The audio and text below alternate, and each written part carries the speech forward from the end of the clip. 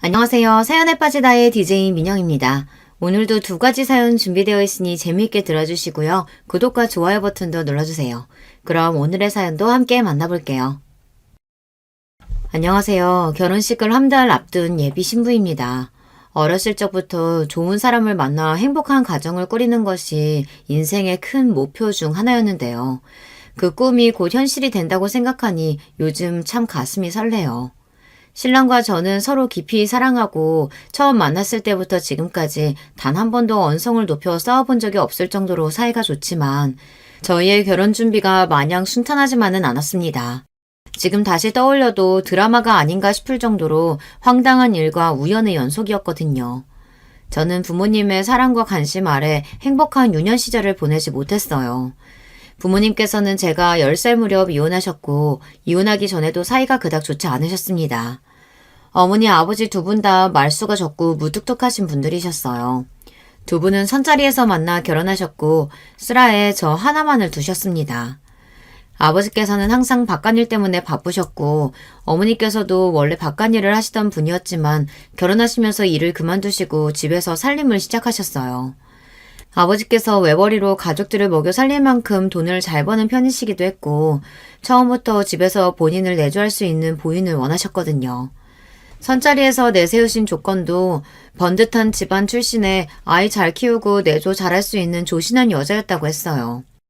저희 외 조부모님은 두 분 다 교사시고 어머니도 서울의 좋은 대학을 나오셨기에 그리 경제적으로 넉넉한 집안은 아니었어도 아버지가 원하시는 조건에 어느 정도 부합했어요. 무엇보다도 어머니의 조용하고 차분한 성품이 마음에 드셨다고 했습니다. 어린 시절 저희 집안 풍경을 생각하면 언제나 정적만이 흘렀던 것 같아요.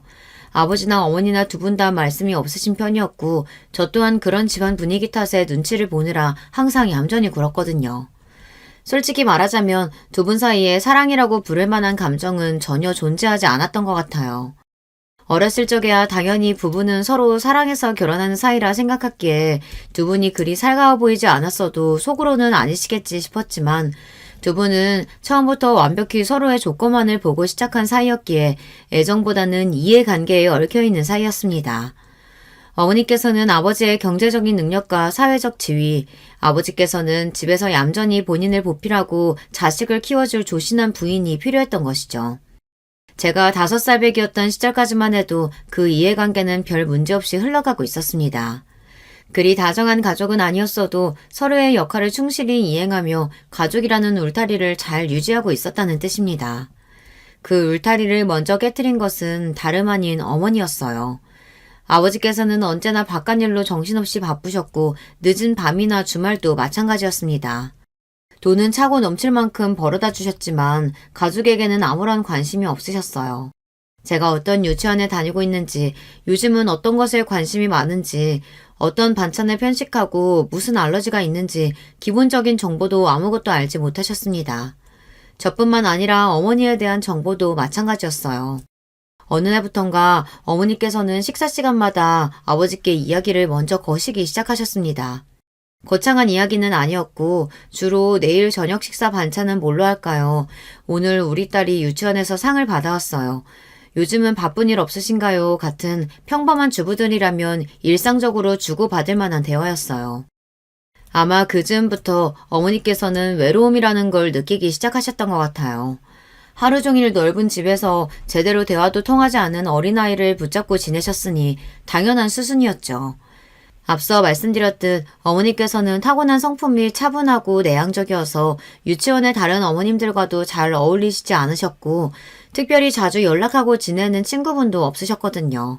당시 어머니께서 유일하게 사회적 교류를 할 수 있었던 사람이 바로 아버지였고 어머니께서는 나름대로 용기를 내서 아버지께 한 발자국 다가가셨던 겁니다. 그렇지만 아버지의 반응은 싸늘하셨어요.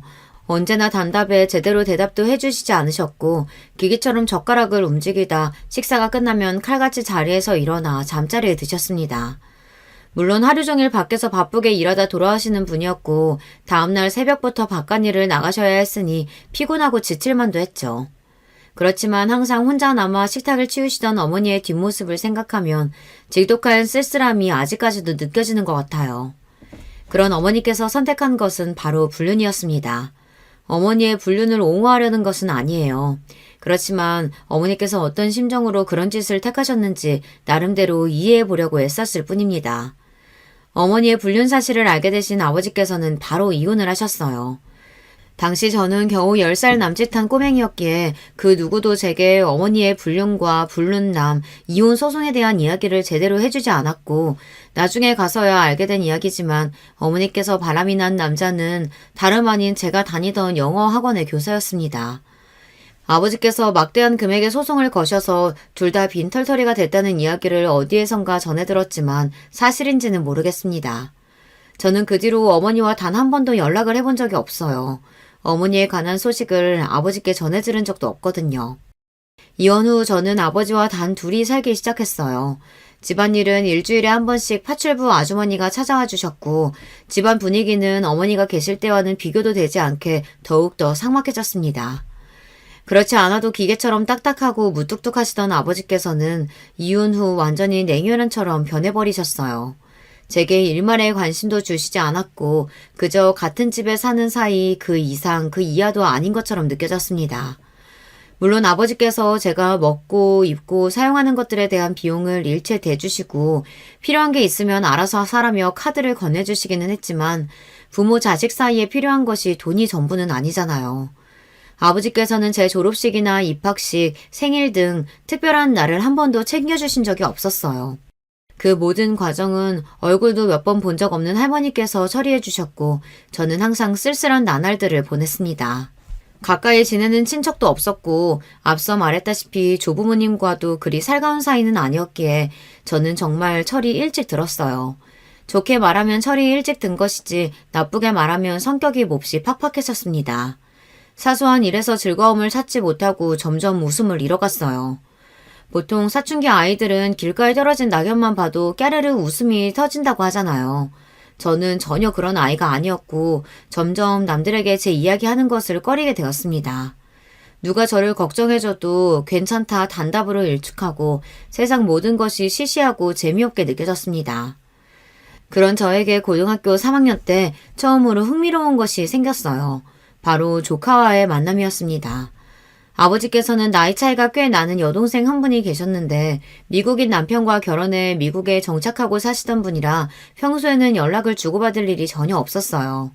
그런데 아이가 태어나면서 한국으로 이사를 오셨고 우연한 기회로 식사 자리가 생겼는데 그날 저는 난생 처음으로 돌이 막 지난 아이를 보게 되었습니다.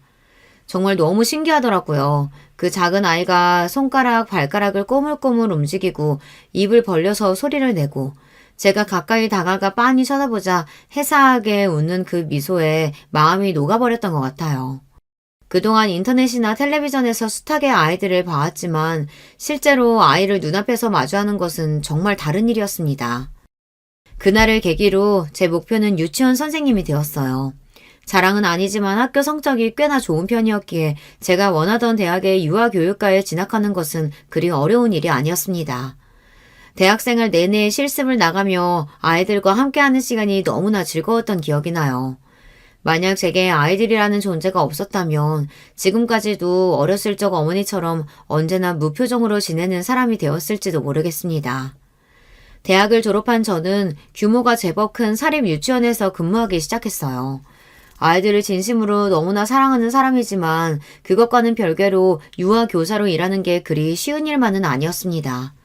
흔히 말하는 맘충이라고 하죠. 제가 개인적으로 그리 좋아하는 단어는 아닙니다만 그 단어를 사용하기 싫어도 정말 제 속을 박박 긁어대는 몇몇 학부모분들에게는 저도 모르게 맘충 소리가 나오더라고요. 제가 유치원에서 일하기 시작하고 가장 처음으로 맡았던 반은 데이지 반이었어요. 저희 유치원은 밤마다 꽃 이름을 붙였는데 5살 아이들이 모여있는 반이었습니다. 육아를 해보신 분들은 아시겠지만 정말 미운 5살이라는 말이 괜히 있는 게 아니에요. 2돌쯤부터 시작된 자아 형성이 5살쯤 되면서 거의 완성될 시기인데 이 시기의 아이들은 정말 자아가 강합니다. 쉽게 말하자면 고집이 세다는 뜻이에요. 옷 하나하나, 반찬 하나하나 반드시 아이들 본인이 원하는 것을 해야 하고 본인 뜻대로 일이 풀리지 않으면 바닥에 드러누워 울고 불고 떼를 쓰기 일쑤입니다. 가정에서 내가 키우는 내 자식 한 명이 그래도 머리가 아픈 마당에 수십 명의 아이들을 한 번에 돌봐야 하는 유치원은 오죽하겠어요. 한 명이 떼리쓰고 울면 덩달아 다른 아이들도 흥분해서 언성을 높이고 울고 순식간에 아수라장이 되어버립니다. 물론 그런 일이 일어나기 전에 아이들을 잘 달래서 울지 않도록 만드는 것이 교사의 능력이죠. 3, 4살배기 아이들은 대부분 발달 정도가 비슷하지만 5살이 넘어가기 시작하면 아이마다 능력 발달이 정말 천차만별입니다. 특히 언어 능력에서 그 차이가 두드러져요. 5살 정도면 정신적으로 큰 문제가 없는 이상 간단한 의사소통은 대부분 가능합니다. 그렇지만 질적인 면에서 차이가 있어요. 언어 발달이 빠른 아이들은 대화를 하며 놀랄 정도로 기억력도 좋고 문맥 파악을 잘해요. 예를 들자면 오늘 아침밥 뭐 먹고 왔어 하는 간단한 질문을 한다고 치면 언어 발달이 빠른 아이들은 그 문장에서 오늘과 아침밥이라는 2가지 키워드를 아주 잘 캐치하고 2개의 연관성을 찾아내 문장 전체를 이해해요. 그러니까 말 그대로 오늘 유치원에 오기 전에 먹은 아침밥 반찬을 물어보는 질문이구나 하고 바로 알아듣는다는 뜻입니다. 이런 아이들은 고지고대로 오늘 아침에 먹었던 반찬을 이야기해요. 오늘 아침에 엄마가 김밥을 싸줬어요. 된장국을 먹고 왔어요. 빵 먹었어요. 등등. 그냥 된장국, 빵 이런 식으로 단어만 내뱉지 않고 문장도 제대로 표현할 줄 알고요. 그렇지만 언어 발달이 느린 아이들은 이 질문에서 오늘 그리고 아침밥이라는 단어는 이해하지만 이 2개의 단어가 어떻게 연결되었는지를 이해하지 못해요. 오늘이란 단어와 아침밥이라는 단어의 뜻은 알고 있지만 총체적으로 이 질문이 요구하는 답이 무엇인지 파악하지 못한다는 뜻입니다. 그렇게 언어 발달이 어린 아이들은 아침밥, 아침빵 먹는 것, 난 먹는 것 중에 과자를 좋아해. 이런 식으로 의식의 흐름을 따라 아무렇게나 대답해요. 때문에 간단한 의사소통을 제외하고는 말이 잘 통하지 않습니다. 유치원에서 일하며 수많은 아이들을 살펴보는 저는 몇 마디 대화만 나눠봐도 이 아이가 언어 발달이 빠른 편이구나, 느린 편이구나를 바로 알 수 있어요. 물론 아이마다 성장 속도가 제각기 다른 법이니 발달이 조금 느리더라도 크게 걱정할 필요는 없습니다. 5살 정도가 되면 다른 아이들은 한글을 읽는데 우리 아이는 아직 기억 니은도 제대로 못해요 하시며 걱정하시는 학부모님들이 많이 계시는데요. 옆집 아무개는 36개월의 책을 줄줄 읽었네. 글짓기까지 하네. 그런 이야기들을 들으며 내가 못난 부모라 우리 아이가 발달이 느린가 보다 하고 자책하시는 분들이 태반입니다. 하지만 수년간 아이들을 가르쳐본 유치원 교사로서 개인적인 의견을 말씀드리자면 그런 걱정은 전혀 할 필요가 없습니다. 지난달까지만 해도 기억 니은조차 읽을 줄 몰랐던 아이가 일주일 만에 단어를 쓰고 말하는 경우도 여러 봤습니다. 학교에 입학하기 2달 전까지 한글을 제대로 읽고 쓰지도 못해서 발달장애가 아닌가 싶었던 아이도 입학 전 그 짧은 기간 동안 뚝딱 글을 캐치하기도 하고요. 정말 아이별로 천차만별 달라지는 게 성장 속도예요. 자폐나 ADHD 같은 큰 문제가 있는 경우가 아니라면 시간이 지나면 자연스레 또래 아이들과 비슷한 수준으로 성장하니 조금 불안한 마음이 생기더라도 열린 태도로 아이들을 바라봐주는 것이 중요합니다. 물론 말이 쉽지 본인 자식이 나이에 비해 말도 어눌하고 행동도 어리숙하면 걱정되는 것이 부모 마음이죠. 그럴수록 부모들은 집에서 아이에게 책 읽기를 강요하거나 강압적인 모습을 보이는데요. 집뿐만 아니라 유치원 교사들에게도 그런 스트레스와 불안 증세로 인해 히스테리를 부리게 됩니다. 이런 경우 유치원에서 아이를 제대로 교육하지 못해서 발달이 느린 거 아니냐, 우리 아이를 다른 아이들과 차별 대우해서 아이가 이런 게 아니냐, 교사를 무차별적으로 탓하고 비난하시곤 해요. 아이들을 가르치는 직업이긴 하나 아동교사도 어찌 보면 서비스업 중 하나라고 볼 수 있습니다. 학부모님들의 민원이나 요청을 들어드리고 꾸준히 아이들을 저희에게 믿고 맡기실 수 있게 관리를 해야 하니까요. 그런 점에서 학부모님들이 저희에게 아이의 교육에 관련해 의문점을 제기하고 특별한 요청을 하신다면 대부분 들어드리려고 노력하는 편입니다. 그리고 저희의 입장을 충분히 설명해드리고 최대한 조율을 하기 위해 애쓰죠. 그런 저희의 노력을 알아봐 주시고 꾸준히 아이를 믿고 맡겨주시는 학부모님들은 참 감사한 마음입니다. 하지만 아무리 저희가 열심히 노력하고 진심으로 아이들을 사랑하고 아껴준다고 한들 저희의 모든 행동에 불만이 있는 학부모님들이 꼭 계시기 마련이더라고요. 지금도 가장 기억 남는 일은 제가 유치원에서 일한 지 3년여가 지났을 무렵 벌어졌던 사건입니다. 앞서 제가 5살 아이들이 모여있는 데이지반을 맡게 되었다고 말씀드렸죠. 미운 5살과 3년 가까이 부대끼고 살다 보니 이제 웬만한 일에는 눈 깜짝 안 하고 순식간에 처리할 수 있을 정도로 베테랑이 되어가던 차였어요. 그 해에 우빈이라는 남자아이가 먼 지역에서 이사를 와 6월경에 저희 유치원에 들어오게 되었습니다. 나이는 6살이었지만 6살 반이던 튤립반에 공석이 없어 부득이하게 저희 데이지반 학생이 되었어요. 알고 계시는 분들도 몇몇 계시겠지만 남자 아이들의 뇌발달은 보통 여자 아이들의 뇌발달보다 1년 정도 느린 편입니다. 때문에 남자 아이들에 비해 여자 아이들이 언어도 빨리 깨우치고 뭐든 빨리빨리 하는 편이에요. 오빈이는 다른 아이들보다 나이가 1살이 많기는 했지만 남자 아이이기도 했고 상담 결과 원장님께서 우빈이가 발달이 조금 느린 편이라 데이지반에 들어가도 충분히 잘 섞일 것 같다는 결론을 내셨어요.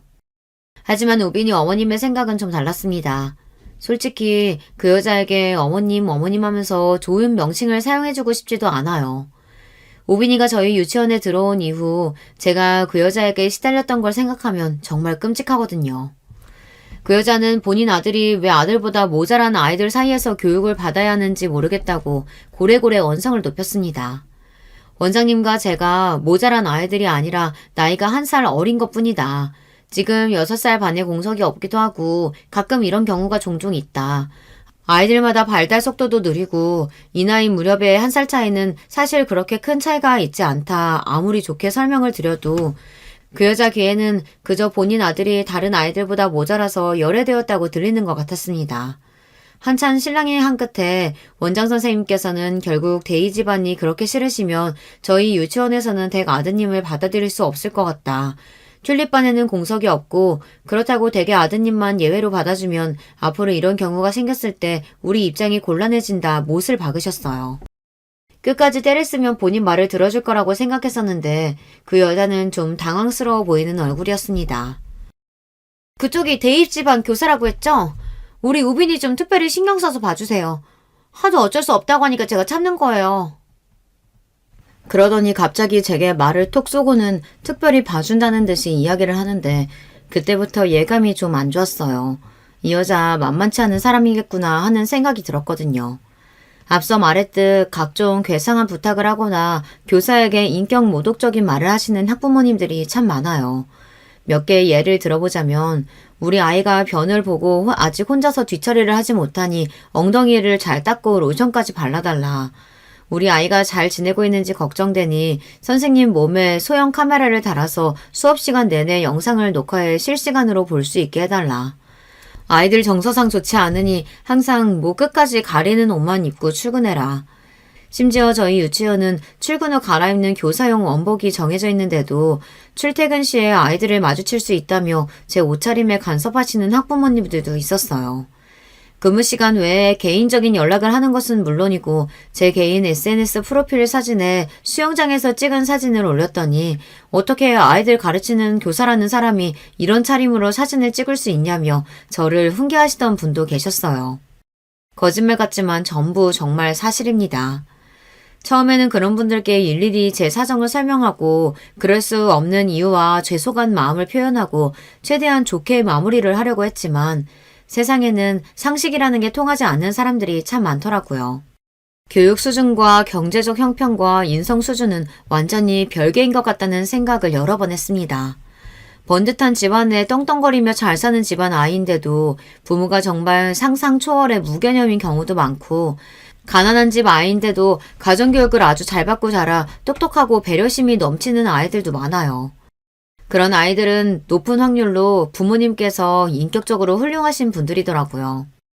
본론으로 돌아와서 다시 우빈이 이야기를 하자면 그렇게 저희 데이 집안에 합류하게 된 우빈이는 첫날부터 말썽이었습니다.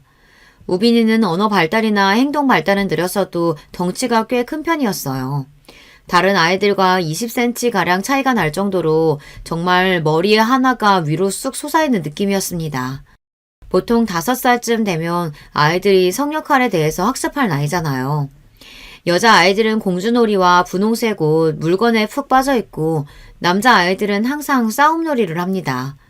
이 시기에 남자 아이들은 조금이라도 분홍색이 들어가 있는 옷을 주면 난 여자 아냐 하고 거부하고는 해요. 분홍색 옷을 꼭 여자들만 입는 것이 아니라고 설명을 해줘도 고집불통입니다. 남자아이들은 하루 종일 총싸움, 칼싸움을 하며 놀고 친구보다 힘이 세고 강해지는 것에 관심이 많아요. 싸움놀이를 통해 본인의 힘을 과시하려고 하고 본인이 놀이에서 졌을 경우에는 하루 종일 우울해 있거나 울음을 터뜨리기도 합니다. 우빈이도 역시 다른 남자아이들과 마찬가지로 싸움놀이에 관심이 많았어요. 앞서 말씀드렸다시피 우빈이는 다른 아이들에 비해 머리 하나가 더 클 정도로 덩치가 컸는데요. 그러니 당연히 싸움놀이를 하는 족족 우빈이가 이기기 마련이었습니다. 우빈이는 싸움놀이에서 진 친구를 심하게 괴롭혔어요. 보다 못한 제가 우빈아, 친구들끼리 사이좋게 지내야지 하며 말리려 들자 제게 장난감 칼을 휘두르며 위협하더니 결국 주먹으로 세게 때리기까지 하더군요. 팔뚝에 멍이 들 정도였고 순간 너무 화가 났지만 침착하게 아이를 제압하고 자리에 앉혔어요. 이런 행동은 옳지 못한 행동이다. 우빈이가 아무리 화가 나도 상대방을 때려서는 안 된다 설명해 주었지만 아이는 도통 제 말을 들을 생각을 하질 않았습니다.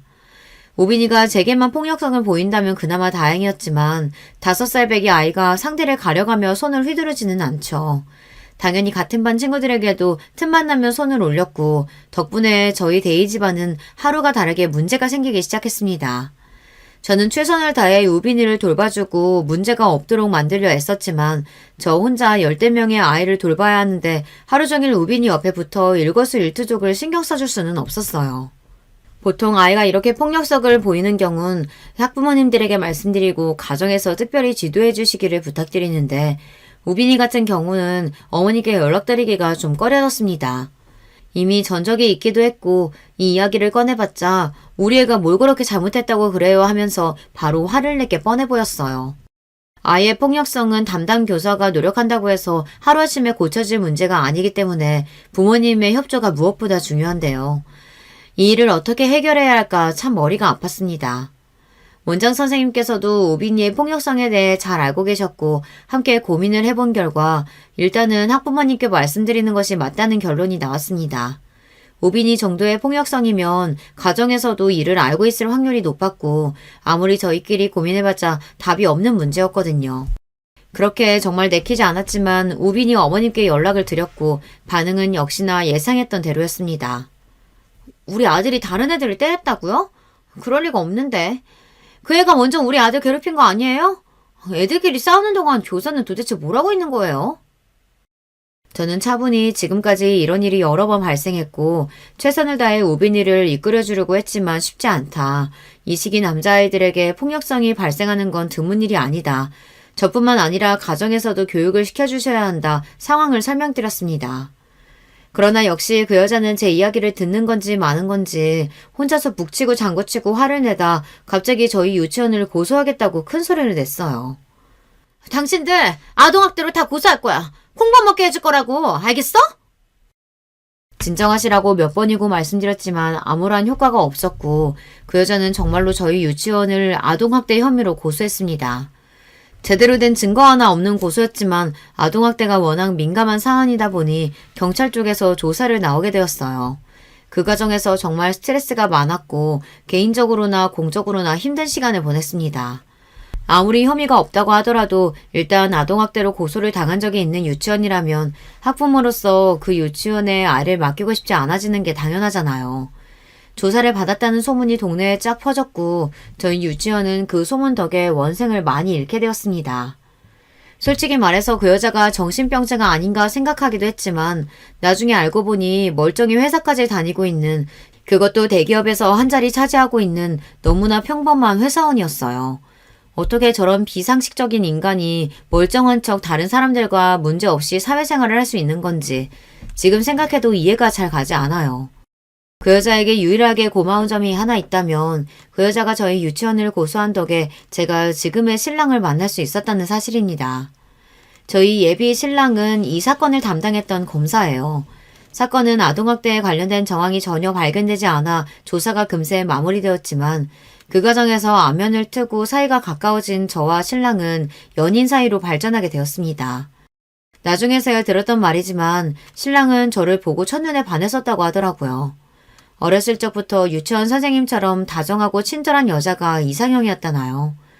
아무튼 저는 당시에 말도 안 되는 혐의로 조사를 받느라 이리저리 치이고 스트레스가 심해 신랑에게 전혀 관심이 없었었는데 모든 사건이 잘 마무리되고 신랑 쪽에서 먼저 개인적으로 연락을 취해 사이가 가까워지게 되었어요. 연애를 하다 보니 자연스레 신랑의 성장 배경에 대해서도 듣게 되었는데요.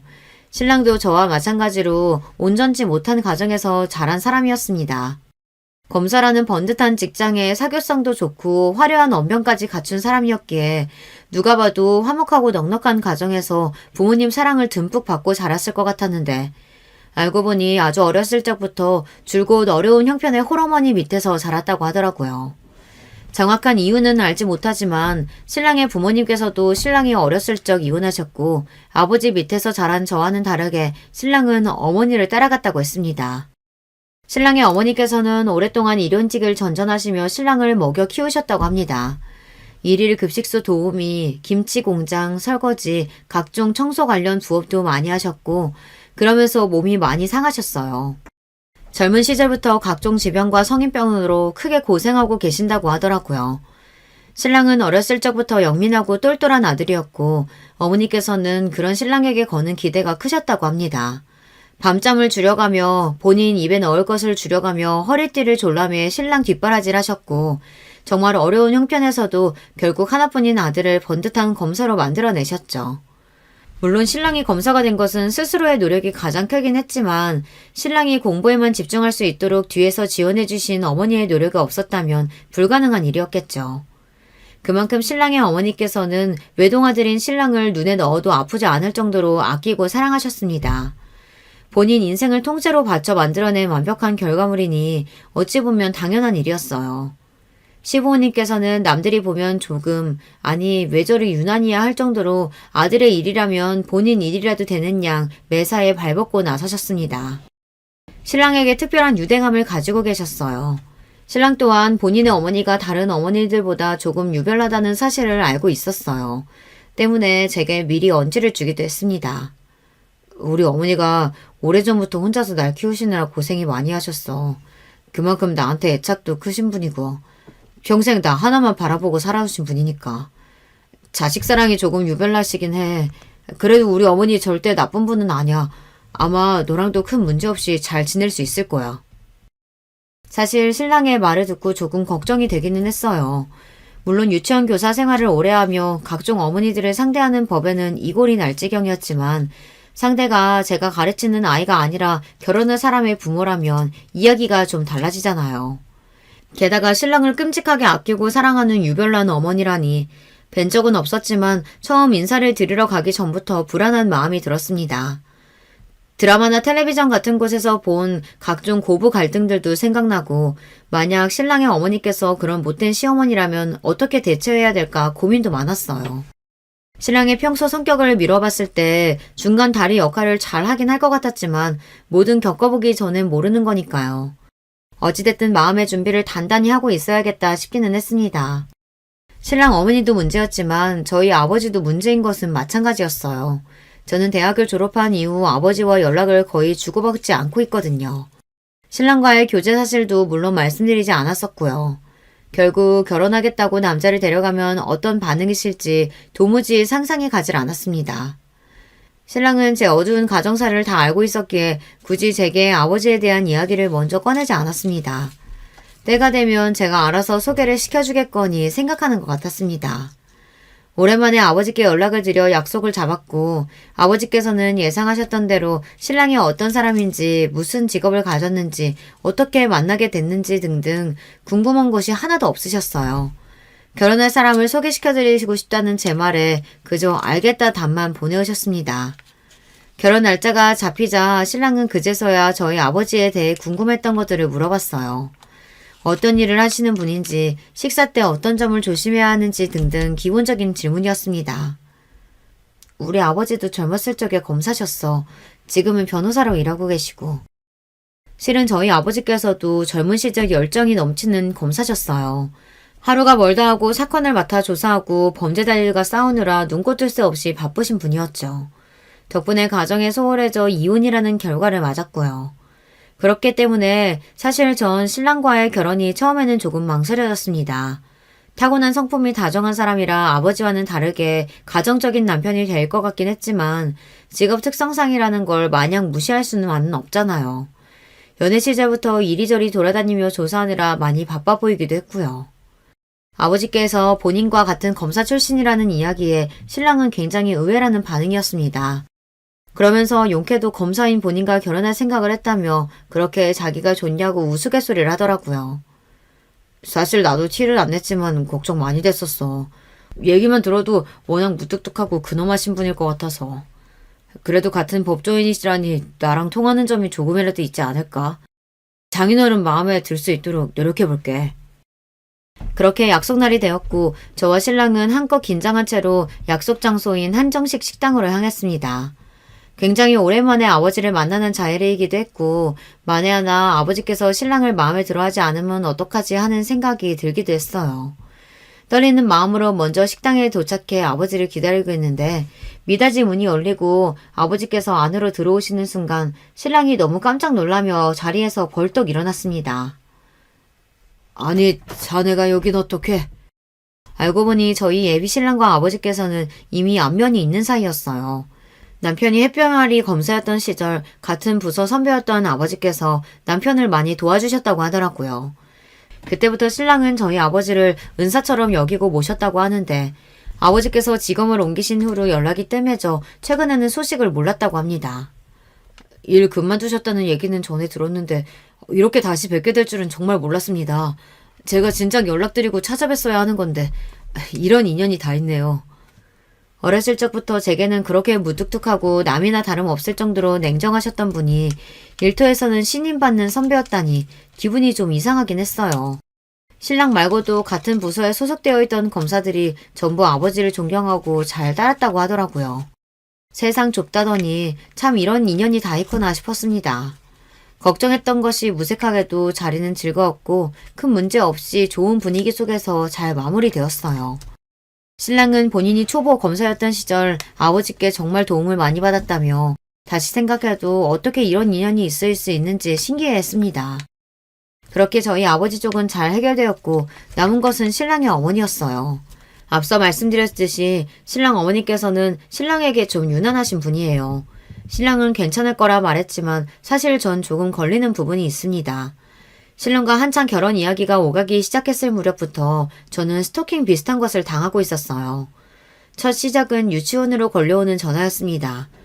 웬 여자가 저를 찾는 전화가 왔다기에 부름을 받고 전화를 받아보면 수화기 너머에서는 아무 대답이 없었어요. 그런 일이 몇 번 반복되자 원장 선생님께서는 누구신진 모르겠지만 한 번만 더 이런 식으로 장난 전화를 하면 경찰에 신고하겠다 말씀하셨죠. 그 이후로는 연락이 오지 않았습니다. 깨림직했던 것은 전화를 걸어온 여자가 정확히 제 이름을 말하며 저를 찾았다는 사실이었어요. 그날 이후로 유치원에 저를 찾는 전화는 오지 않았지만 더욱 소름 돋는 일이 일어났습니다. 제 SNS에 올린 게시물에 익명의 댓글이 달리기 시작했어요. 내용은 주로 제 외모가 딱 봐도 싸 보이네, 성형했네, 남자 꼬시고 다니겠네 등등 입에 담기도 민망할 정도의 음담 패설들과 욕설이었어요. 보이는 족족 삭제하긴 했지만 끝이 없었습니다. 특히 예비 신랑과 함께 찍어 올린 사진에는 남자가 너무 아깝네, 헤어져라 등등 저희 둘 사이를 저주하며 신랑을 칭찬하는 내용의 댓글이 길게 달렸고 그때부터 뭔가 이상하다는 생각이 들었습니다.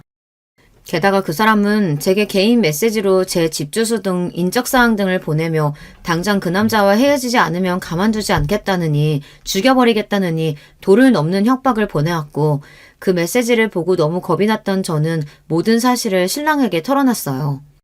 솔직히 말해서 그 전까지는 혹시 저를 괴롭히는 사람이 신랑의 어머니가 아닌가 하는 생각을 했습니다.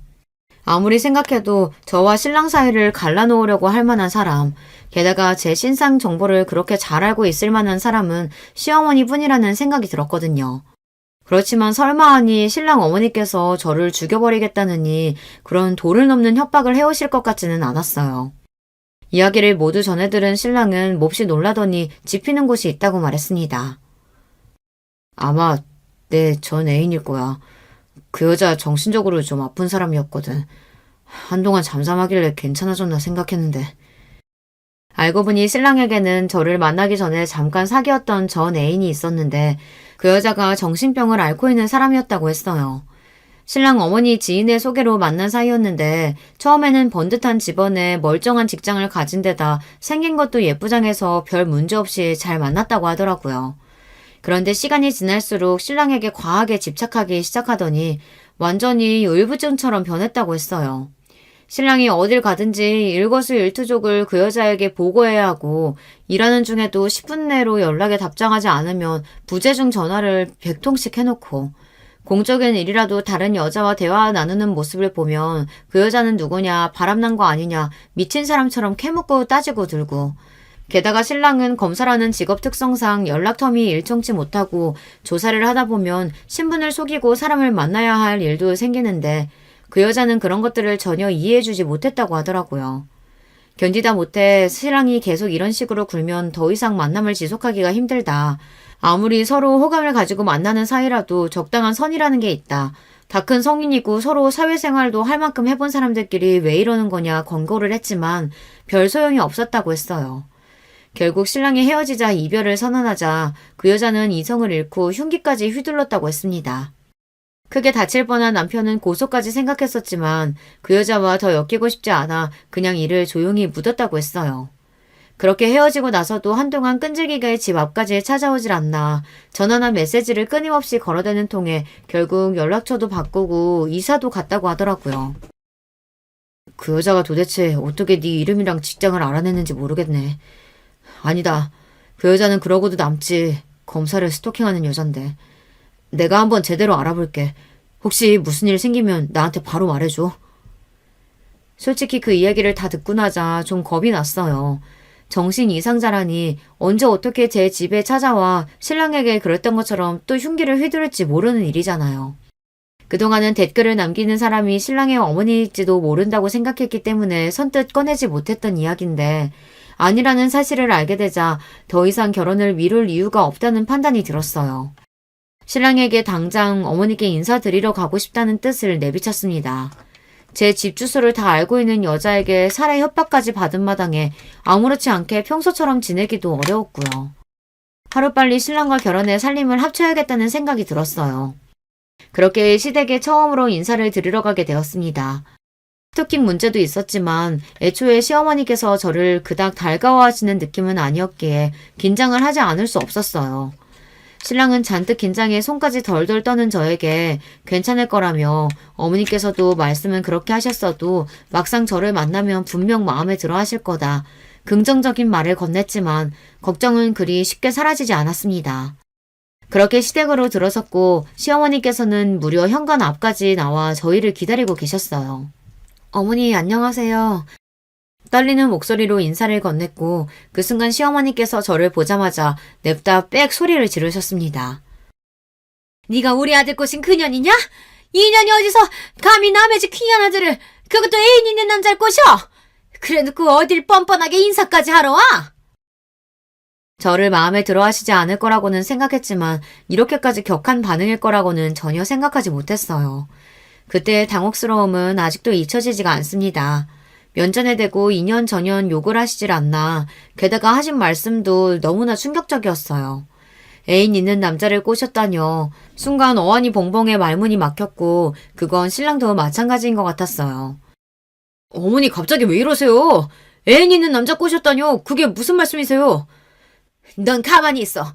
어디 여자가 궁해서 이런 꽃병 같은 년한테.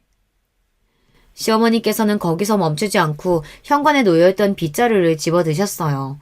금방이라도 저를 두들겨 패실 듯한 기세에 신랑이 혼비백산한 얼굴로 빗자루를 뺏어들며 시어머니를 말렸습니다. 도대체 무슨 오해를 하시는 거예요? 어머니, 김수환 검사님 아시죠? 제가 말씀 많이 드렸잖아요. 제 은사님이요. 이 사람 그분 딸이에요.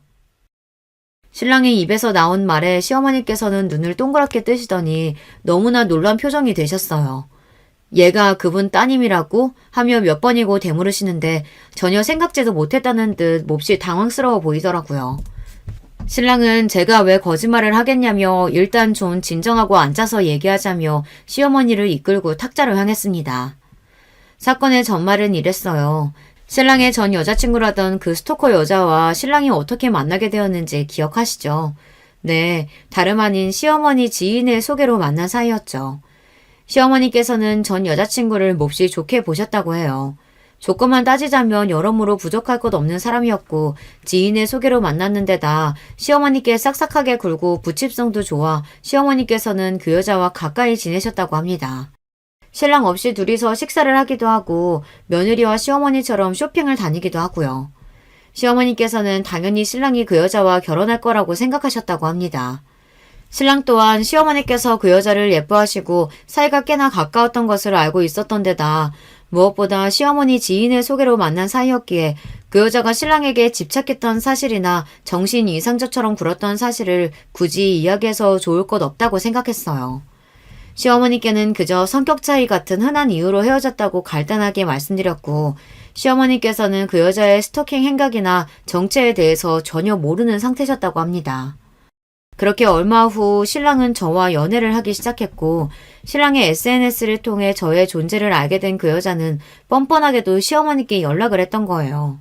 실은 본인과 신랑이 헤어진 이유는 제가 신랑을 꼬여냈기 때문이고 신랑을 진심으로 사랑하지도 않으면서 팔자나 고쳐보려고 검사를 꼬신 별 볼 일 없는 여자라고 살살 거짓말을 하면서요.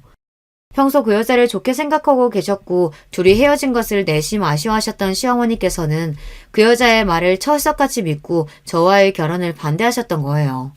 시어머니 생각에 저는 뻔뻔하게도 애인 있는 남자를 팔자 한번 고쳐보려고 꼬리쳐서 뺏은 천하의 못된 년이었으니 반응이 좋게 나올 리가 만무했던 것입니다. 모든 사실을 알게 된 신랑은 기겁하며 사실 그 여자와의 사이에서 이런 일이 있었다. 갈수록 집착이 너무 심해져서 더 이상 견디지 못해 헤어졌던 것이다. 완전히 정신병자가 따로 없었다. 어떻게 그런 식으로 헤어져 놓고 어머니한테까지 연락을 할 수 있는지 상식선에서 이해가 가지 않는다며 그동안의 일들을 모두 설명해 주었어요. 그리고 오히려 피해자는 그 여자가 아니라 저였다며 제 SNS 게시물에 달린 비정상적인 댓글들을 보여주고 그동안 제가 당했던 피해들에 대해 시어머니께 설명드렸어요. 처음에는 저와 남편 말을 도무지 믿기 힘들어 하시던 시어머니께서도 SNS 댓글들을 보여드리고 저희 아버지 이야기까지 드리며 설명하니 결국엔 받아들이시더라고요. 남편이 초보 검사였던 시절 아버지께 도움을 받았던 이야기를 시어머니께도 많이 했었대요. 나중에 저희 아버지처럼 되고 싶다고 하도 자주 이야기를 했던 탓에 시어머니께서도 아버지 이름까지 다 기억을 하고 계시더라고요. 어렸을 적부터 가정의 소홀에 줄곧 원망스럽기만 했던 아버지였는데 막상 제가 새로운 가정을 꾸리려고 할 때 도움이 되다니 기분이 좀 이상하긴 했습니다. 시어머니께서도 세상에 어떻게 이런 인연이 다 있냐며 몹시 신기해하셨어요. 그렇게 시어머니와 저는 서로 가지고 있던 오해 아닌 오해를 무사히 풀게 되었고 시어머니께서는 본인이 잘 알지도 못하면서 너무 함부로 사람을 판단했던 것 같다며 미안하다 제게 먼저 사과를 해오셨습니다. 저는 그런 시어머니께 아니다. 속인 사람이 잘못이지 속은 사람이 무슨 잘못이냐. 충분히 그러실 만한 상황이었다. 저 같아도 착각할 만했다. 어머니의 사과를 받아들이고 나름대로 화기애애하게 자리가 마무리되었습니다. 그 뒤로도 그 여자는 상황 파악이 안 됐는지 시어머니께 또 연락을 해왔다고 하더라고요. 때마침 옆에 있던 신랑이 그 전화를 받고는 한 번 더 이런 식으로 말도 안 되는 소문 퍼뜨리고 연락하거나 귀찮게 굴면 정말 깜빵에 쳐넣겠다며 호통을 쳤다고 합니다. 그 호통이 제대로 먹혀들었던 건지 아니면 더는 무슨 짓을 해도 소용이 없을 거라 생각한 건지 그날 이후로 지금까지는 별일 없이 잠잠합니다. 솔직히 아직도 마음이 마냥 편하지는 않아요. 정신적으로 많이 아픈 사람이니 혹시 홧김에 무슨 일을 저지르기라도 할까 걱정도 되고요. 신랑도 이런 제 마음을 알고 매일같이 본인 차로 저를 출퇴근시켜주고 있어요. 걱정이 되긴 하지만 그래도 신랑이 항상 제 곁에 있으니 든든한 마음이 큽니다. 이제 2달 뒤면 결혼식인데 시간이 정말 빠르게 흐르는 것 같아요. 하루빨리 어렸을 적부터 꿈꿔왔던 따뜻하고 행복한 가정을 꾸려가고 싶습니다. 채널에 올라오는 다른 고부 갈등들에 비하면 제 사연은 나름대로 순한 맛이긴 하지만 태어나 처음 보는 사람에게 빗자루로 얻어맞을 뻔한 적은 처음이라 저한텐 꽤 충격이 큰 사건이긴 했어요. 그래도 이제 와서는 모두 잘 해결된 일이고 천만함에서 제게 2년 전연하며 소리를 지르셨던 시어머니께는 지난 걱정들이 무색하게도 지금은 완전히 다른 사람이 되셔서 저를 몹시 예뻐해 주십니다. 하나뿐인 아들인 만큼 장가 보내기가 참 아쉬울 텐데 어떻게 보면 제가 어머님 아들을 뺏어가는 것이나 마찬가지니 그만큼 제가 친딸처럼 더 잘해드려야겠다는 생각이 들어요.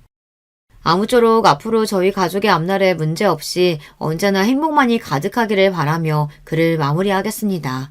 감사합니다. 여러분, 두 번째 사연 시작하기 전에 좋아요, 구독 꼭 눌러주실 거죠? 그럼 두 번째 사연 바로 시작합니다. 안녕하세요. 저는 사회생활과 집안살림, 두 마리 토끼 모두 욕심내며 살고 있는 중년 여자예요. 제가 평소에 유튜브 보는 걸 정말 좋아하는데 그중에서 가장 시간을 많이 쏟는 건 역시나 삿바 채널이에요. 한 편씩 틀어놓는 게 마치 하루 일과처럼 되어버렸네요. 그리고 저는 유튜브를 통해서 그날그날 우리나라 곳곳에서 일어난 소식을 접하기도 해요.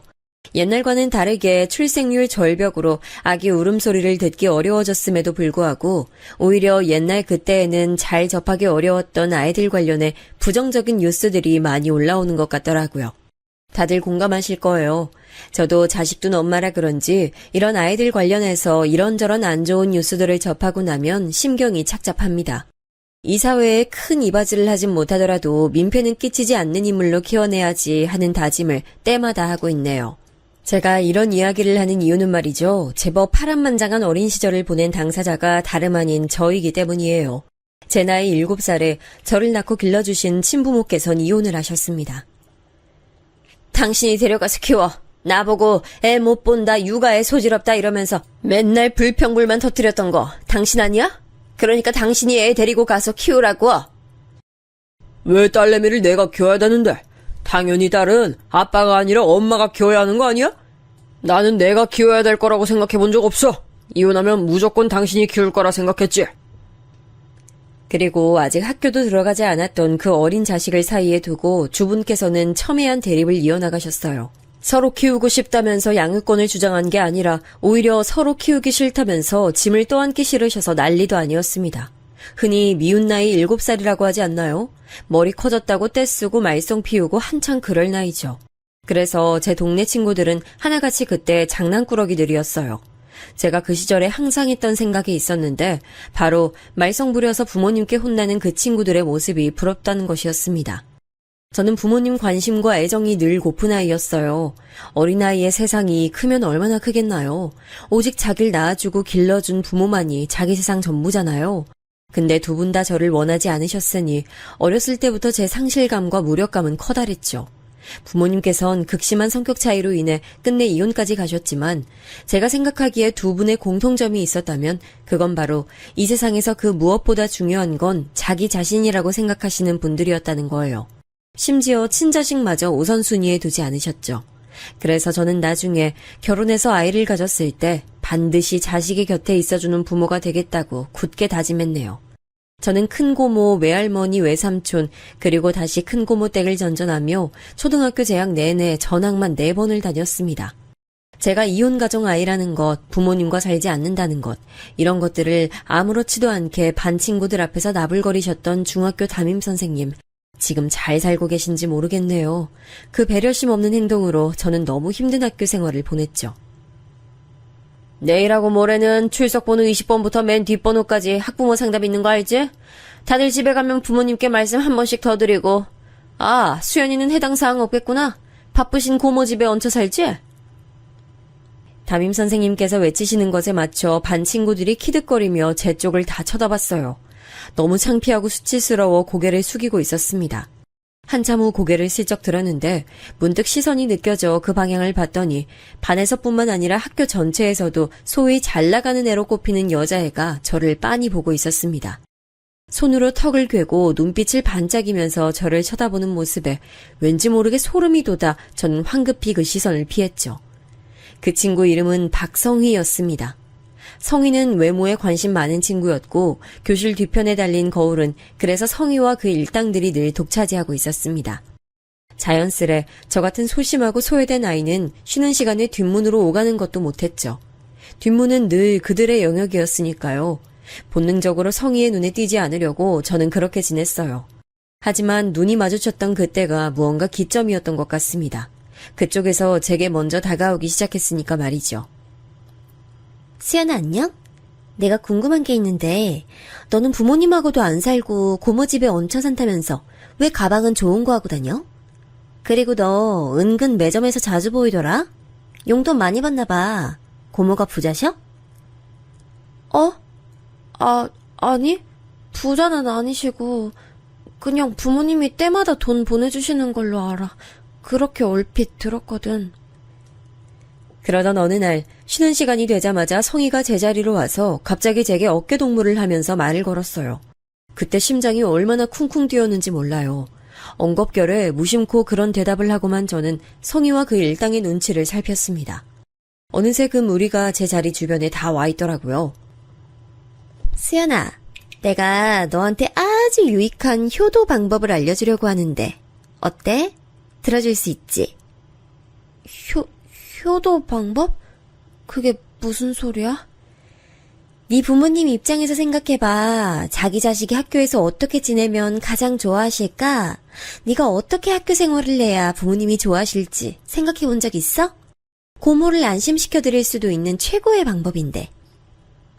그런 게 있어? 그게 대체 뭔데? 뭐겠어. 당연히 친구를 많이 사귀는 거지. 학교에서 친구들 잘 사귀고 잘 지내는 것보다 큰 효도는 없어. 그게 우리 나이 학생들이 어른들 걱정 덜어드리는 방법이야. 수연이, 너는 친구가 하도 없어서 몰랐구나. 너 초등학교 때도 친구 하나도 없이 왕따였다면서. 불쌍하다. 이제 우리가 친구 해줄게. 그때 저는 뭣도 모르는 아이였고 많이 소심해서 그저 웃으며 고개를 끄덕였습니다. 그것이 지옥길의 신호였어요. 저는 친구비라는 명목으로 모든 용돈을 성희에게 상납해야만 했습니다. 친구해주는 비용이라고 그랬어요. 너 같은 찌질이랑 맨입으론 친구 못하는 거 너 스스로도 이해하지? 그러니까 꼬박꼬박 친구비 내. 왕따 당하기 싫으면. 알았어? 저는 성희가 무서워서 거스르지 못했고 쉬는 시간마다 그 무리와 함께 있으면서 방청객처럼 웃는 역할을 했어요. 죽도록 괴로웠지만 2학년으로 올라갈 때만을 기다리며 버텼습니다. 하지만 제 바람과는 달리 2학년 때 바로 옆반이 된 성희는 제 반 친구들에게 소문을 다 퍼뜨려 놨어요. 제가 공고에 다니는 오빠들 여럿을 한꺼번에 만나고 다니는 물란한 애라고 그런 추잡한 소문을 말이에요. 말도 안 되는 내용이었지만 힘 있는 자의 선동이란 무섭더라고요. 모두가 저를 기피했습니다. 닿으면 안 되는 병균처럼요. 크게 좌절한 저는 성희에게 친구비라는 걸 주지 않기 시작했어요. 용돈이 끊겼다는 핑계였죠. 그랬더니 어느 날 수업이 마치자마자 성희는 자기 패거리와 합세해서 저를 화장실로 끌고 갔습니다. 청소당번들이 질질 끌려온 저를 봤지만 다들 모른 척했어요. 성희가 눈을 부라리는 것에 당번들은 죄다 고개 숙이고 화장실을 나갔죠. 그날 저는 청소용구 정리칸에서 죽도록 맞았습니다. 마치 인간 샌드백이었죠. 쉴 새 없이 주마들었고 저는 도중에 기절했죠.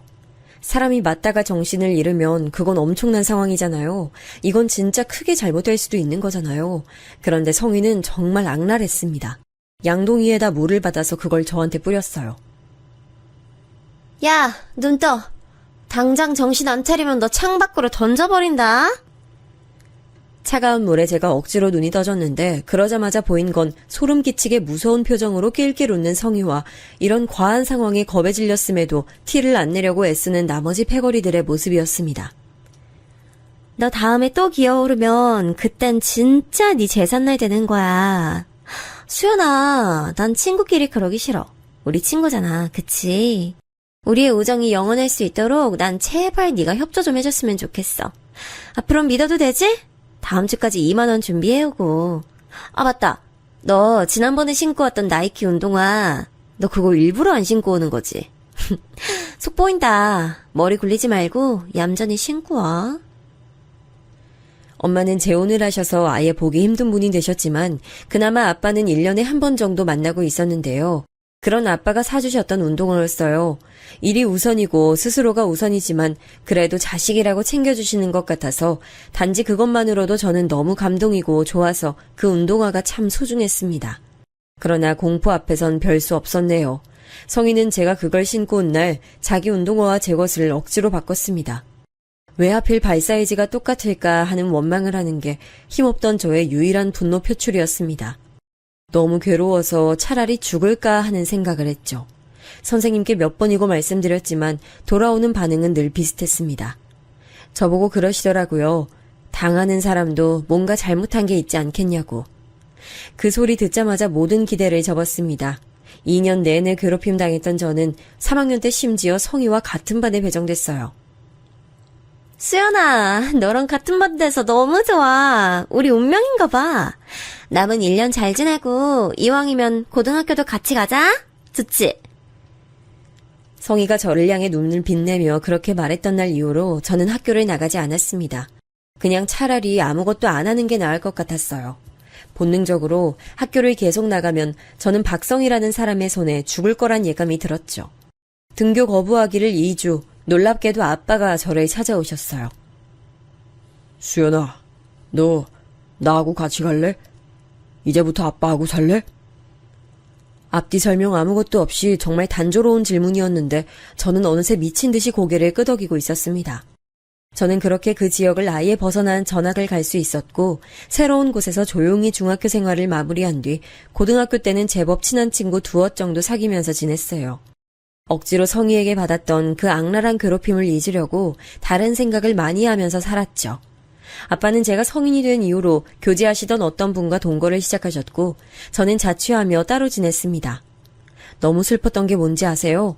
시간이 지나며 저를 죽도록 괴롭혔던 성희에 대한 분노와 원망 또한 여전했지만 저 스스로에 대한 자책이 밀려들었습니다. 왜 그렇게 나약했을까, 멍청했을까, 바보 같았을까 이런 자괴감이 들면서 상황을 이겨내지 못했던 그 시절의 제가 너무 싫어지더라고요. 이렇게 모난 면모를 안고 있는 저를 진심으로 사랑해줄 사람은 이 세상에 없을 거라 생각하면서 저는 제게 다가오는 인연들을 향해 고슴도치처럼 가시를 세웠습니다. 가시를 본 모두가 뒷걸음질 쳤고 그렇게 다들 스쳐가는 인연으로 남았지만 단 한 사람만은 달랐습니다. 수연아, 일기예보에도 비 소식은 없었는데 햇볕 쨍쨍한데 비 오는 거 신기하다, 그치? 오빠는 갑자기 비 오는 게 뭐가 좋다고 그렇게 웃음 만말이야. 나 어렸을 때 우리 집이 빚더미에 앉아서 집도 없이 길바닥에 내몰렸었거든? 그래서 급한 대로 동네 어떤 분께 사정사정해서 그분 집 마당에 있던 창고에서 며칠 지냈었어. 그때가 비 오는 철도 아니었는데 하필 그 며칠 사이에 계속 비가 오는 거야. 창고가 얼마나 꿉꿉하고 퀴퀴하던지. 그래서 동생이랑 계속 밖에 나가서 비 맞으면서 놀았어. 웃으면서 잘 놀았던 게 추억으로 남았네. 제가 그 말 듣고 얼마나 놀랐나 몰라요. 구김살 하나 없는 그 남자의 얼굴에서는 어둡고 힘든 과거의 흔적 따윈 보이지 않았거든요. 너무 가난하고 힘들어서 과자로 끼니를 때운 적도 많았다는 것을 알았을 땐 정말 할 말이 없어지더라고요.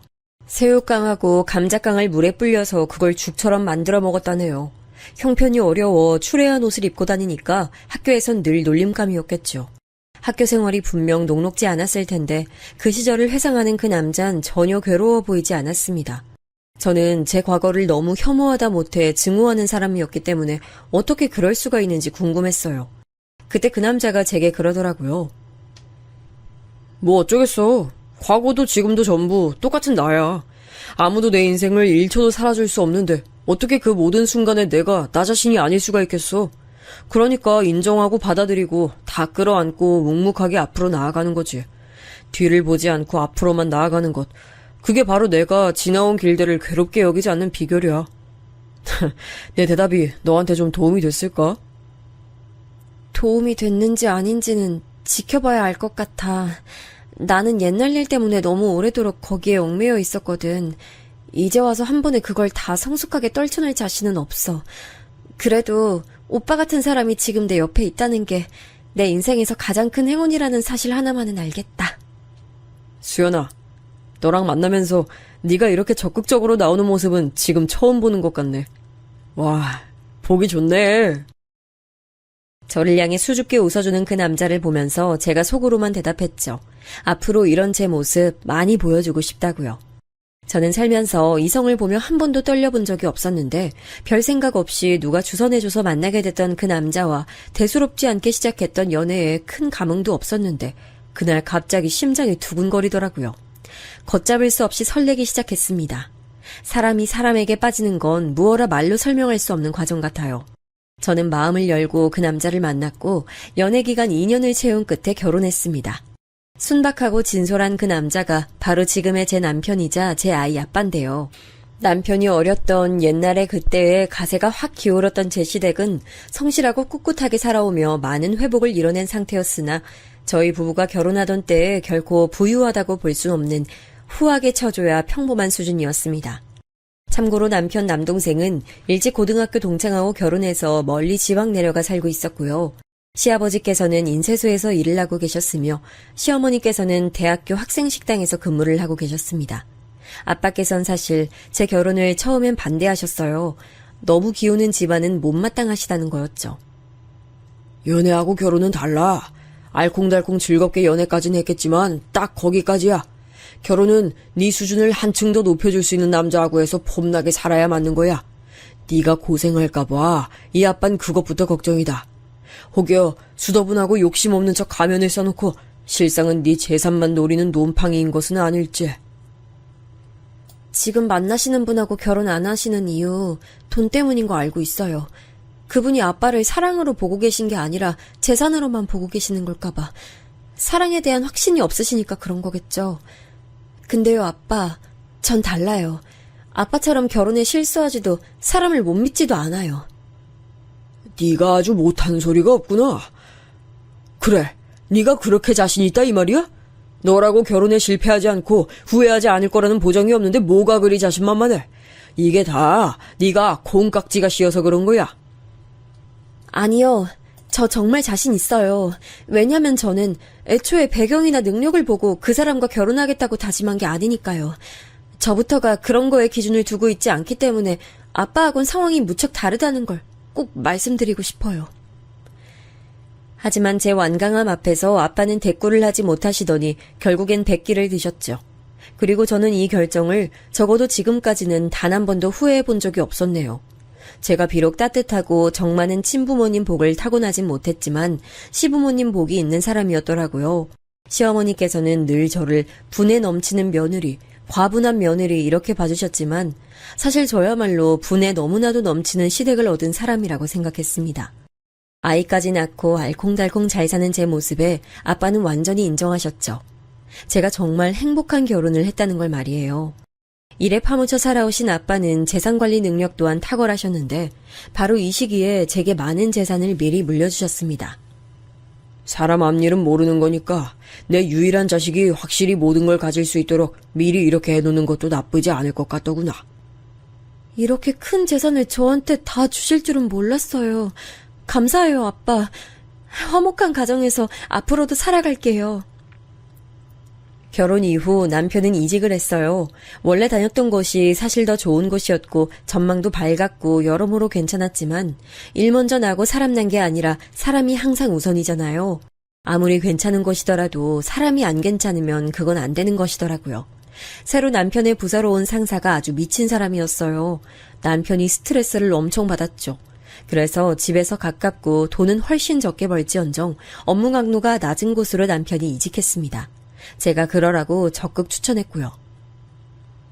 규모가 아담한 곳이기는 해도 나름 체계가 잘 잡혀있고 오래 근속한 분들도 많더라.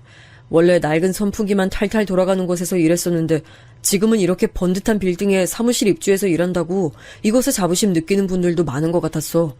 회사와 같이 커왔다는 자부심이자 애사심인가 봐. 무튼 출근해서 한 주일 해보니까 사내의 분위기는 괜찮았다는 거지.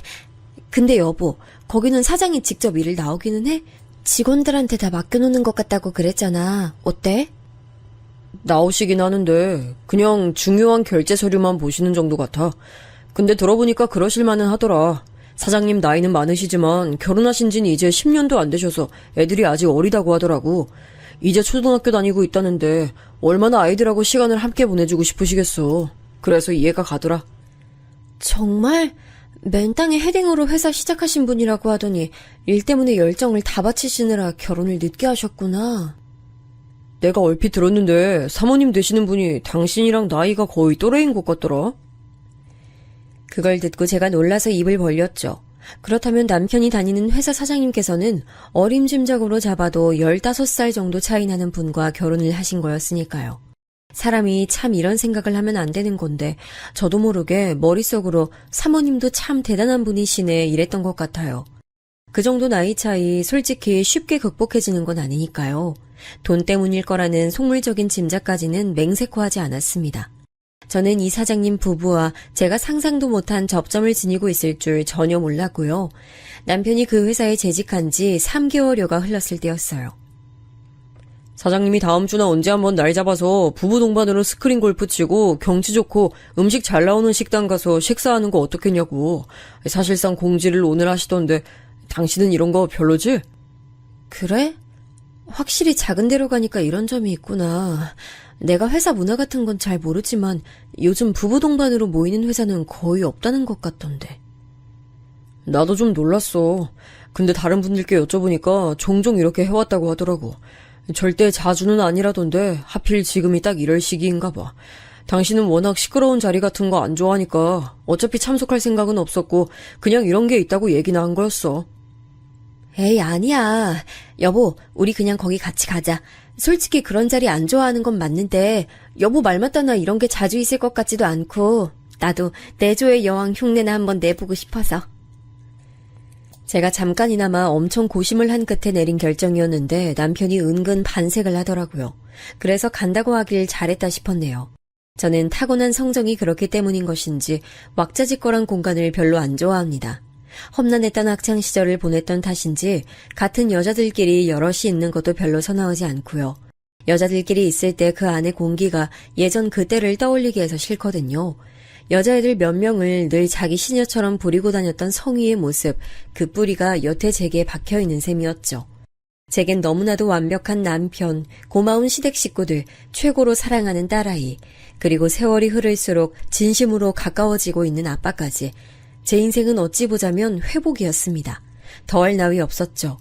가슴 아픈 오점이라면 성희가 잔인하게 내놨던 상처 정도였을 거예요. 그리고 저는 그 장본인을 전혀 생각지 못한 곳에서 마주하게 됐습니다. 솔직히 한 번도 안 궁금해했다면 거짓말이에요. 다만 제가 성희를 떠올리는 것 자체가 제게 손해인 것 같아서 그런 상념마저 누를 때가 많았던 것이죠. 어쩌다 보니 일정의 첫 번째가 점심 식사가 돼서 도착하게 된 풍경 좋은 경기도의 어느 유명한 삼계탕 전문점 앞마당이었습니다. 진입하자마자 운전대를 잡은 남편이 그러더라고요. 사장님이시다.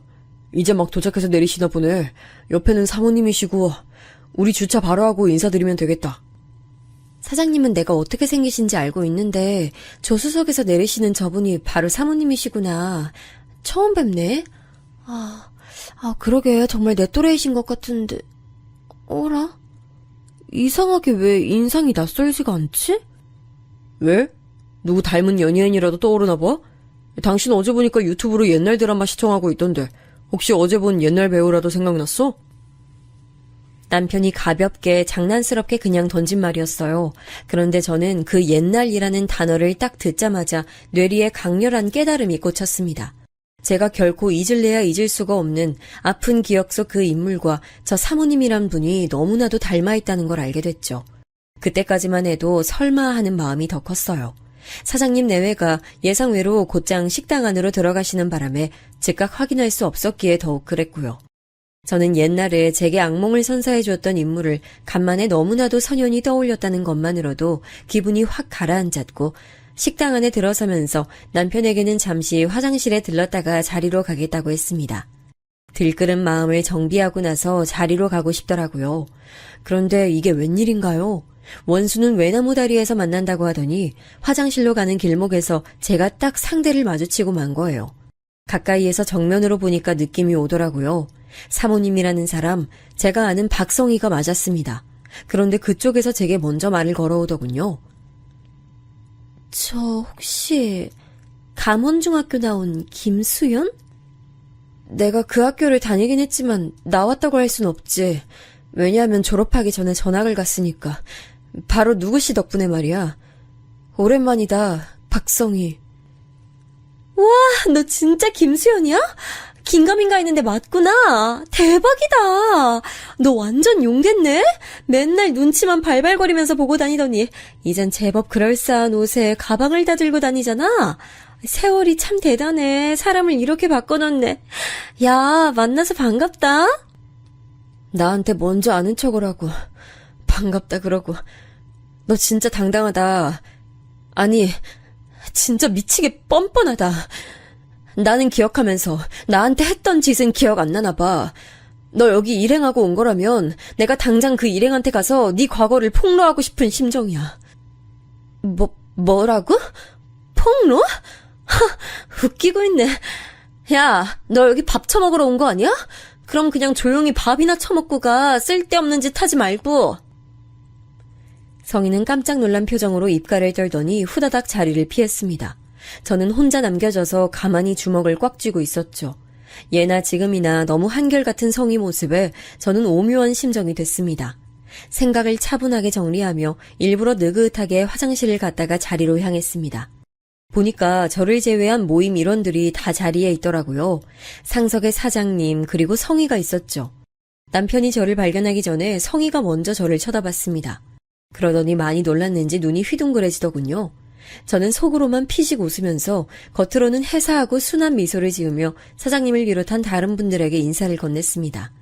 남편이 저를 소개하고 있는 와중 성희가 눈을 반짝 빛내며 입을 실룩거리더라고요. 마치 옛날 그때처럼 저를 먹잇감 보듯 했던 옛 순간과 겹쳐 보이는 성희 눈빛에 저는 속에서 고요한 분노가 끓어올랐죠. 아, 이때 생각했어요.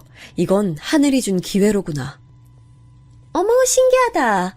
최 대리님 부인이 바로 수연이었어요. 저 수연이하고 중학교 동창인데 좀 아까 화장실 앞에서도 마주쳤는데 짧게 인사만 해서 아쉬웠거든요. 예? 정말요? 아니, 당신 이거 진짜야? 사모님하고 아는 사이야? 성희의 발언에 그 자리에 있는 모두가 놀랐죠. 물론 제 옆에 있는 남편이 가장 놀란 눈치였고요. 저는 그런 남편을 향해 끄덕이면서 테이블 아래로 손을 내려 가만히 남편의 손을 잡았습니다. 저와 성희의 인연에 사장님께서는 고무되셨는지 갑자기 신이 나서 옛날 이야기를 떠들기 시작하셨고 모두가 장단을 맞춰드리기 위해 그쪽에 집중하고 있을 때 저는 성희와 불꽃 튀는 시선을 주고받았습니다. 성희가 저를 향해 아주 작은 목소리로 전해오더라고요. 너 아까 뭐라고 그랬더라? 뭘 폭로하겠다고? 웃기고 있네. 야, 너 앞으로 나한테 잘 보여야 될 텐데. 아까 무례한 태도는 어떻게 만회할 거야? 성희야, 지금 네가 무슨 개소리를 하는 건지 난 이해가 안 돼. 뭐? 야, 너 아직 상황 파악 안 돼? 대가리 안 돌아가? 네 남편 승진시키고 싶으면 눈치껏 내 앞에서 기어야 될 텐데. 그때까지 성희는 아주 자신만만했을 거예요. 아주 오랜만에 우연히 마주친 저라는 존재가 과거 폭로를 운운해서 심장이 덜컥 내려앉았는데 마침 제가 또 남편 회사에 다니는 사람의 와이프라니 얼마나 웃음이 났을까요? 단숨에 전세 역전, 기세 등등할 만한 상황이었죠. 하지만 최후에 웃는 사람은 저였습니다. 저는 정말 소리를 크게 내어 웃어버렸어요. 당신의 옛날 얘기를 신나게 늘어놓으시던 사장님은 물론이고 모두가 저를 깜짝 놀란 눈으로 쳐다봤죠. 야, 성희야, 너 정말 웃긴다. 내가 우리 남편 승진시키고 싶으면 너한테 기어야 된다고? 무슨 그런 농담을 그렇게 해. 너 원래 이렇게 개그를 잘 치는 애였어? 중학교 때는 패거리 만들어서 나 같은 애들이나 괴롭히고 다니고 심심하면 사고치고 공부는 뒷전이라 외모에만 관심 있어서 맨날 실핀으로 딱풀 발라다가 쌍꺼풀이나 만들고 네가 그러던 애였지 딱히 재미있는 애는 아니었는데. 수연아, 갑자기 얘가 더위를 먹었나? 별소리를 다 하네? 너 왜 이래? 왜? 네 기억 속에 나는 네가 주동하는 끔찍한 괴롭힘 앞에서 무력하게 조아리던 나약한 애였는데 지금 이렇게 말을 너무 잘하니까 어이가 없어? 안 믿겨져? 아까 네가 나한테 말한 대로 아무래도 내가 용됐나 봐. 과거에 비해선 지금이 훨씬 낫지. 근데 너도 옛날보다 지금이 훨씬 더 나아. 너 쌍수했지? 자연스럽게 잘 됐다. 근데 너 코 수술한 것 같은데 혹시 쌍꺼풀 수술할 때 같이 했어? 패키지 할인 받았는지 궁금한데 정보 좀 공유해줘. 제 신랄한 말이 끝나기가 무섭게 챙그랑 소리와 함께 사장님께서 쥐고 계셨던 수저를 놓치시면서 그게 그릇에 부딪히는 시끄러운 소리가 났어요. 표정을 보니 무척 당황하셨더라고요. 거의 충격에 빠지신 표정으로 저와 성희를 번갈아 쳐다보고 계셨어요. 다른 내외분들도 전부 경악해 말문이 막히신 상태였죠. 전부 다 어안이 벙벙해 계시더라고요. 침묵을 가른 사장님께서 얼굴이 벌개진 채로 성희에게 물으셨어요. 이게 대체 무슨 상황이야? 당신 옛날에 큰 잘못이라도 저질렀어? 아니에요. 잘못은 무슨. 학교 다니면서 그냥 친구들하고 한 번씩 일으킬 수 있는 트러블 정도였지. 수연이 제가 지금 자기는 대리 와이프인데 나는 사장 와이프라 사모님 소리 듣고 산다고 보통 질투하는 게 아니네요. 수연아, 너 진짜 어렸을 때 그 버릇 못 고쳤구나. 너 제발 시기 질투해서 남 깎아내리는 짓 좀 하지 마. 성희가 발끈하면서 정말 자기가 순수한 피해자인 것 마냥 외치는데 진짜 어이가 없더라고요. 제가 코웃음 치니까 그걸 보신 사장님께서 약간 한숨을 쉬시더니 팔은 안으로 굽는다는 걸 보여주셨습니다. 아는 사이끼리 더 얼굴 붉힐 일 만들지 않으셨으면 합니다. 우리 최대리 정말 성실하고 업무 능력도 뛰어난데 자기 집사람 문제로 회사에서 입지 좁아지면 그건 너무 안타까운 일이잖아요. 사장님, 죄송한데 말씀에 상당히 어폐가 있네요. 사장님 부인 되시는 제 중학교 동창 성희가 옛날에 큰 잘못을 저질렀던 게 맞고요. 여기서 다시 만나자마자 그 더러운 인성 안 변했다는 걸 드러내면서 먼저 시비를 걸어온 것도 그쪽이에요.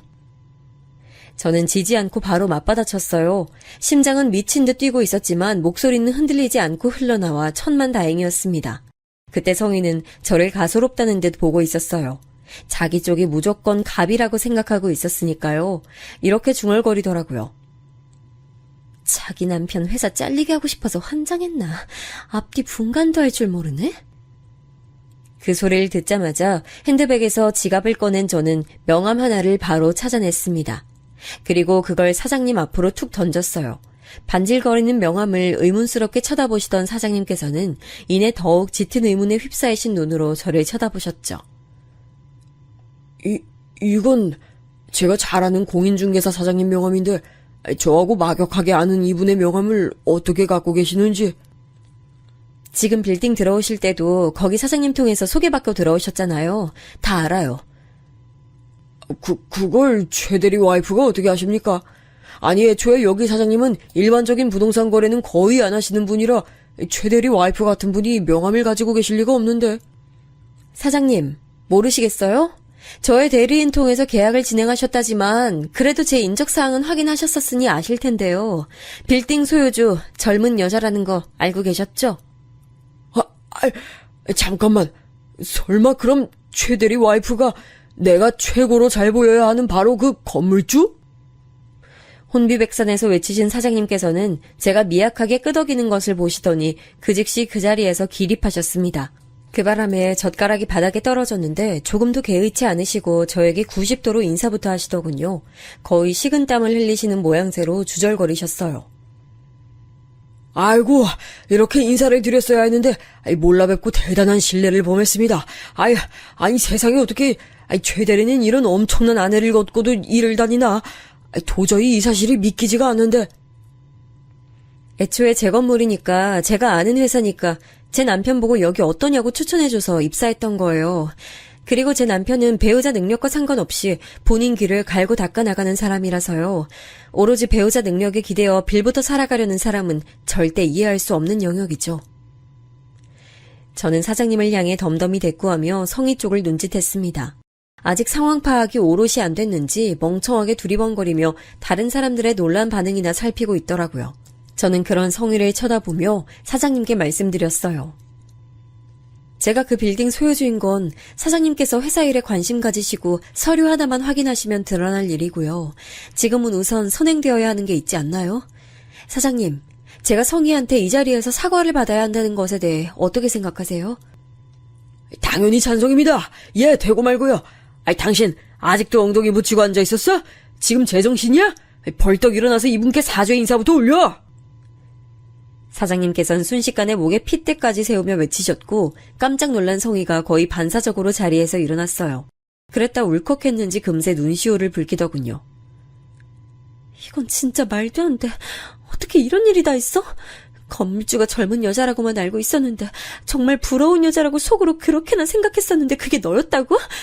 왜 세상은 나를 이렇게 힘들게 하는 거야? 당신 헛소리 늘어놓지 말고 얼른 무조건 잘못했다 빌기나 해. 뭐라고요? 여보, 지금 모두가 보는 앞에서 날 이렇게까지 망신줘야 꼭 그 속이 편히 풀리는 거예요? 아니 항상 왜 이렇게 사람이 권위적이고 제멋대로 해요? 시끄러워. 이분이 지금 건물주님이라고 하시잖아. 당신 지금 상황 파악이 안 되는 거야? 저한테 했던 그 말, 자기 남편에게 고스란히 돌려받은 성희의 귀가 새빨개졌습니다. 양손 주먹을 불끈 쥐고 몸을 덜덜 떠는 채로 성희는 저를 향해 어렵사리 입을 뗐죠.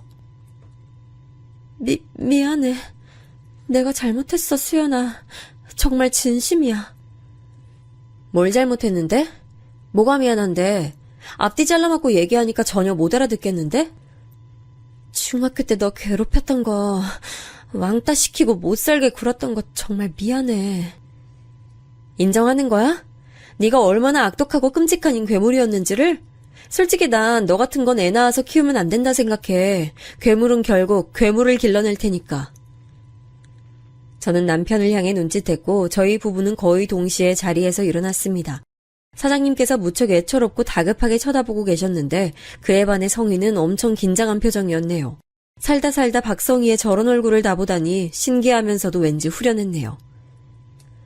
네가 뭐라고 하든 다 받아줄게. 다 내 잘못이니까. 그러니까 제발 내 사과만 좀 받아주면 안 될까? 수연아, 그렇게 해줄 거지? 넌 옛날보다 정말 심성 여리고 착한 애였잖아. 성희야, 내가 살면서 생각을 좀 해봤는데 바로 그랬기 때문에 내가 너 같은 것들의 표적이 된 건 아니었나 싶더라. 심성 여리고 착한 거 나 이제 별로 하고 싶지가 않아. 허리 꼿꼿하고 무릎 반듯한 사과 따위 진심도 안 느껴지는데 이걸 받아주면 그야말로 나는 호구가 되는 것 같고 무튼 내키지 않네. 제 말이 떨어지긴 무섭게 사장님께서 성희에게 눈총을 쏘아댔어요. 무언의 압박이었죠. 그걸 보며 저는 저 부분은 상하관계가 아주 명확하다는 생각을 했네요. 성희는 황급히 제 앞으로 와서 털썩 무릎을 꿇었습니다. 모두가 지켜보고 있는 가운데 성희는 무릎을 꿇고 머리까지 조아렸어요. 정말 진심으로 사과할게. 미안해. 지난 내 과거 잘못들 반성하고 있어. 용서해줘. 사과 잘 봤어. 그럼 난 이만 가볼게. 남편하고 얼른 다른 거 먹으러 가고 싶거든. 그래? 그럼 내 사과는 받아주는 거야? 그런 거지? 내가 미쳤니? 그럴 리가 없잖아. 뭐야? 그럼 대체 사과는 왜 시킨 거야? 받아줄 것도 아니면서. 너 지금 인생 잘 나간다고 나 이렇게 무참히 짓밟는 거야? 뭐야? 왜 이러는 건데? 흥분하지 마. 고작 이런 거에 이유를 붙여야 하는 바로 그 이유를 난 모르겠어. 너는 나 죽도록 괴롭힐 때 매번 거창한 이유와 사명감을 가지고 그랬었어? 아니잖아. 그냥 네 잔인한 본성을 따른 재미였잖아. 지금의 나도 마찬가지야. 그럼 이해되지? 완벽하게 넋이 나가버린 성희의 얼굴을 보며 승리의 미소를 지은 뒤 남편과 함께 그곳을 벗어났습니다. 차를 타고 다른 식당으로 향하며 남편에게 이런저런 옛날 이야기를 다 해줬어요. 제가 스스로 성희와의 재회 상황을 정리할 수 있도록 나서지 않고 잠자코 있어준 남편에게 고마웠습니다. 남편은 금세 제 의도를 그 상황에서 읽은 것이죠. 이런 남자를 만나 가정을 꾸린 것에 또 한 번 하늘에 감사했네요. 남편은 이 기묘한 관계가 얽힌 회사를 계속 다닐지 말지 고민했지만 저를 위해서 출근했습니다. 내가 보란듯이 다녀줘야 사장님 내외가 마음이 불편하지 않겠어? 내가 계속 회사를 다니는 것만으로도 내 생각에 그 두 사람은 다툴 거리가 계속 생겨나서 분열할 게 틀림없지. 그리고 놀랍게도 남편 예언은 적중했어요. 왜냐하면 그때 그 부부 동반 모임 자리에 다른 직원들도 많이 있어서 그 후로 회사에서 저와 성희를 모르는 사람은 아무도 없게 됐는데요. 공교롭게도 2달 사이에 3명이나 퇴사를 했어요. 규모가 작은 회사에서는 큰 이탈이었죠. 퇴사 사유를 정확히는 몰라도 하필 그런 사건을 겪은 뒤였으니 사장님께선 많이 예민하셨나 봅니다. 그놈의 여편네 때문에 다들 애사심이 떨어져서 그만두는 게 틀림없어. 이 머리도 안 좋고 집안도 볼품없는 여편네 따위. 내가 나이 좀 어리고 생긴 거 반반해서 결혼했더니만 추악한 과거에다가 성형까지. 자연이라고 속인 것도 괘씸하네. 어쩐지 애들이 쌍꺼풀이 없더라. 사장님이 탕비실에 들어가 혼잣말을 하시며 분통 터뜨리시는 걸 남편 포함한 다른 직원들이 직접 목격했습니다. 뒤숭숭한 회사 분위기 속에서 남편은 결국 퇴사를 결심했는데요. 솔직히 저는 계약만 끝나면 이제 쫓아내겠다고 그렇게 사장님께 통보할 작정이었어요. 그런데 계약 만료 전에 그 회사가 나가버렸습니다. 왜냐하면 회사 규모가 너무나도 작아졌기 때문에 더 이상 이런 사무실은 사치였거든요. 성희하고 부부싸움을 그렇게 하시는 것 같더니 이혼 얘기가 오가면서 아이들 양육권 문제로 사장님이 골머리를 앓으셨나 봐요. 회사 운영을 잠시 손 놓아 버리셨는데 이때 이런저런 일이 다 터지면서 회사가 확 어렵게 됐나 봐요. 저는 어느 날 모르는 번호로 전화 한 통을 받았는데 혼이 빠진 건지 횡설수설하는 목소리의 주인공 성희였습니다. 네가 나 좀 용서해주면 안 될까? 수연아, 아니지. 사모님, 제가 정말 잘못했어요. 저 지금 몇 달째 애들 아빠하고 미친 듯이 싸우느라 꼴도 말이 아니고요. 저는 법 같은 거 알지도 못하는데 자꾸 그쪽에서 소송을 건다느니 만다느니 하니까 무서워 죽겠고 이러다가 이혼당하고 애들까지 뺏길 것 같아서 저 진짜 이악 물고 버티는 중이에요. 저라고 나이 많은 남자 환장하게 좋아서 이러는 줄 아세요? 애 아빠고 저한텐 돈줄이자 동아줄이니까 이러는 거예요. 현실적인 문제로 간절하다고요. 도대체 상황을 어디서부터 풀어야 할지 모르겠는데 사모님께서 도와주시면 해결될 거라는 믿음이 있어요. 제발 저 용서해 주시고 그걸 좀 애들 아빠한테 전해주시겠어요? 글쎄, 생각해보고 답해줄게. 네가 너무 간절하고 제정신 아닌 것 같아서 들어주는 거야. 정말 고마워 수연아. 아니지 사모님 감사합니다. 네가 좋아하니까 내가 가슴이 다 뭉클해지네. 답변은 한 20년 정도? 그쯤 걸릴 테니까 20년 정도만 기다려줘. 괜찮지? 무슨 말이야? 20년? 야, 너 지금 장난해?